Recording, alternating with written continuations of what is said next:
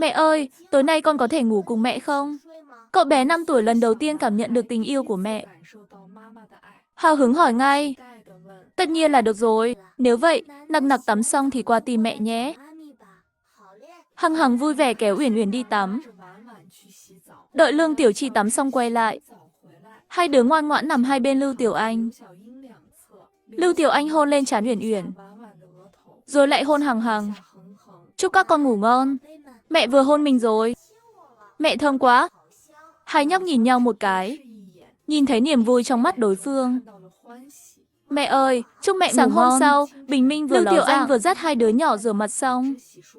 Thím Trương, người giúp việc mà Thịnh Thế Vũ thuê, đã đến. Sau khi chào Lưu Tiểu Anh, nhìn thấy hai đứa trẻ, không kìm được mà khen ngợi. Cô Lưu, hai đứa trẻ nhà cô thật sự rất xinh đẹp đấy. Dễ thương quá, chào thím Trương ạ. Thím Trương nghe xong tim như tan chảy, liền tự nguyện vào bếp làm bữa sáng. Đợi Lương Tiểu Chi ăn xong bữa sáng, Lưu Tiểu Anh dặn dò Lương Tiểu Chi, các con ngoan ở nhà nhé, có chuyện gì thì gọi cho mẹ. Hôm nay mẹ phải đến công ty báo cáo, các con không được gây chuyện gì đâu đấy. Phải nghe lời thím Trương, cũng không được chạy lung tung. Nghe rõ chưa? Dạ, mẹ ạ, con biết giữ mình mà, không gây chuyện đâu. Thịnh Thế Vũ lái xe đến đón Lưu Tiểu Anh. Hai đứa nhỏ nhìn theo chiếc xe dần biến mất, trông chúng có vẻ lưu luyến vô cùng. Vào buổi sáng, Lưu Tiểu Anh gặp gỡ vài vị lãnh đạo cấp cao của công ty. Sau đó cùng Thịnh Thế Vũ trở về văn phòng. Em vẫn thích làm việc phía sau hậu trường hơn. Ha ha ha, không ngờ em còn mắc chứng ngại xã hội nữa à. Em chỉ không thích xã giao thôi. Có gì khác nhau đâu. Dù sao thì tình trạng này của em sau này cũng phải thay đổi.